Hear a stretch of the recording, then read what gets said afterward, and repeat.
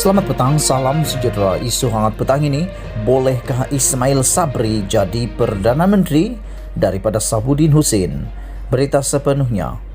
Berikutan pelantikannya sebagai timbalan Perdana Menteri seperti tidak begitu diraikan berbanding semua pemimpin yang pernah dilantik ke jawatan itu sebelum ini.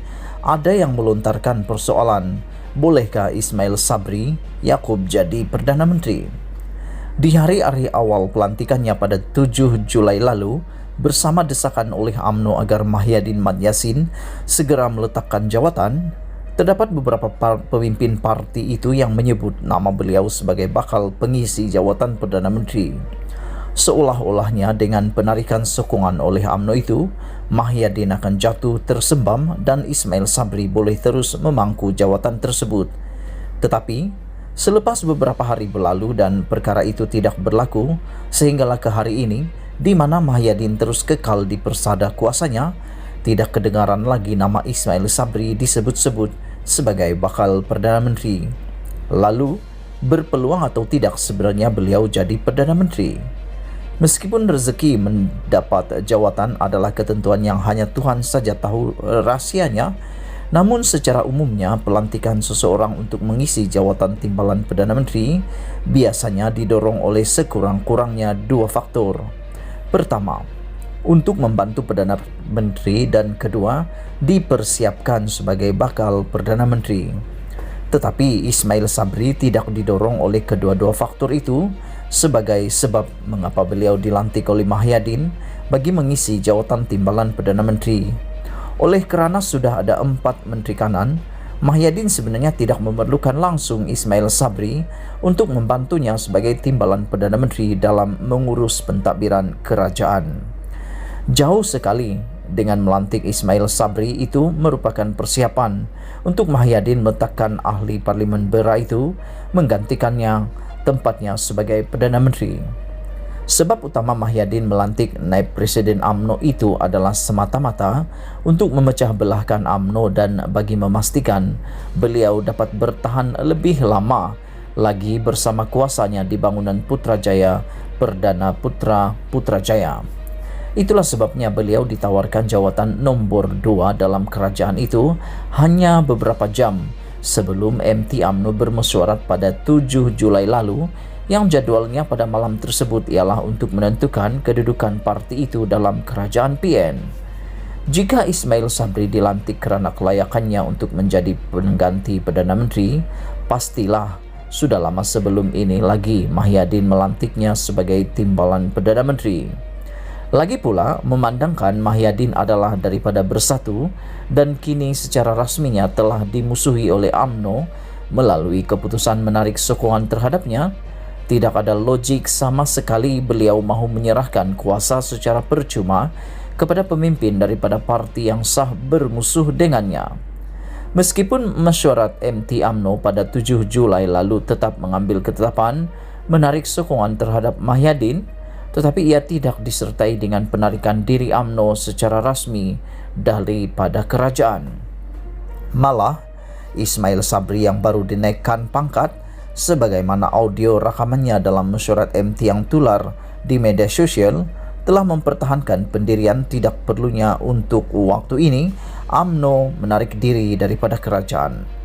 Disinilah terserlahnya muslihat Mahyadin dalam melantik Ismail Sabri itu kerana akhirnya terbukti dengan pelantikan itu beliau tidak dijatuhkan walaupun setelah UMNO menarik sokongan kepadanya.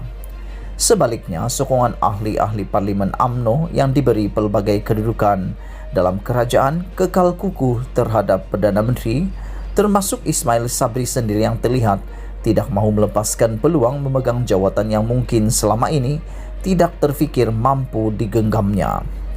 Jika tiada pelantikan timbalan Perdana Menteri oleh Mahyadin sebelum mesyuarat MT itu, tidak mustahil UMNO akan membuat keputusan menarik sokongan terhadap Mahyadin bersekali dengan keluar daripada kerajaan, seperti mana itulah yang sebenarnya diputuskan dan dikehendaki oleh perwakilan PAU 2020 Mac lalu. Dengan demikian, kemungkinan Mahyadin tumbang adalah besar sekali.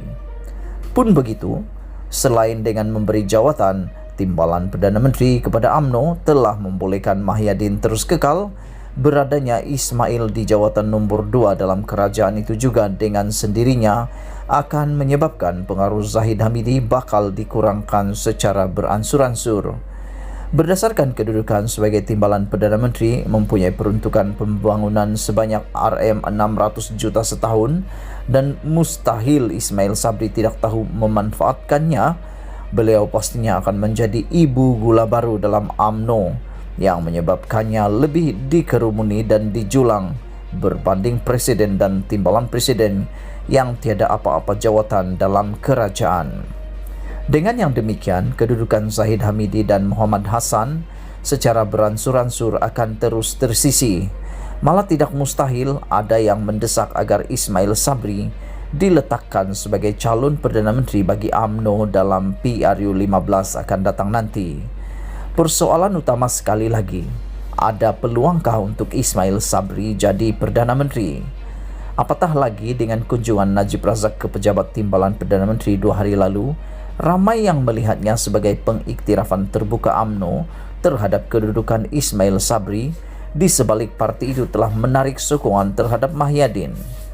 Mungkin UMNO ada perkiraan sendiri melalui Ismail Sabri, tetapi mengambil kira pelantikannya adalah untuk memecah belahkan UMNO. Tidak mungkin Mahyadin akan berundur daripada jawatannya dalam waktu terdekat ini untuk menyerahkan jawatan Perdana Menteri kepada timbalannya. Selagi mampu bertahan, Mahyadin akan terus bertahan, dan kiranya dijatuhkan pun, beliau pasti akan memilih untuk membubarkan parlimen atau meletakkan jawatan yang bermakna seluruh kabinet akan tergugur dengan sendirinya. Menyerahkan jawatan Perdana Menteri tidak mungkin sama sekali, kerana ia bukan saja bererti menyerahkan kuasa kepada UMNO yang bermusuh dengan Bersatu, malah ia seperti Mahyadin membubuh racun kepada partinya sendiri. Ismail Sabri barangkali hanya berpeluang menjadi pemangku Perdana Menteri jika sekiranya umur Mahyadin tidak panjang dan dipanggil menghadap Tuhan dalam waktu terdekat ini. Itu pun belum tentu beliau berpeluang menjadi Perdana Menteri yang sah selepas itu, melainkan jika kumpulan Azmin Ali dan Hamzah Zainuddin daripada Bersatu sedia memberi sokongan kepadanya. Tetapi sokongan kumpulan Azmin dan Hamzah itu tentunya perlu dibalas oleh UMNO dengan memberi laluan dan sokongan kepada mereka untuk terus bertanding di kerusi-kerusi parlimen mereka sedia ada dalam PRU akan datang, yang sekaligus bermakna UMNO perlu bekerja sama dengan Bersatu, suatu tindakan yang bercanggah dengan ketetapan PAU 2020. Sediakah UMNO? Ditulis oleh Sahbudin Husin, 23 Julai 2021. Sekian isu hangat petang ini. Jangan lupa tekan butang subscribe dan kita jumpa lagi. Bye-bye.